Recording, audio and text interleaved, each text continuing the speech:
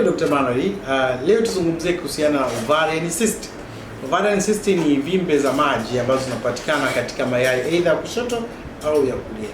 Ikiwa moja inaitwa ovarian cyst, ikiwa zaidi ya moja inaitwa polycystic ovarian syndrome, ambazo sasa zile ni kwamba zinaenda pale kwenye mayai zina trigger, zinakuwa na vimbe vidogo vidogo vya maji ambavyo ni vingi.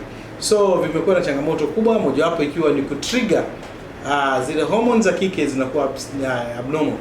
Yaani ile trendi ya ufanyaji kazi wake inakuwa affected, kwa sababu ndo sababu tunaita hormone imbalance ikitokea.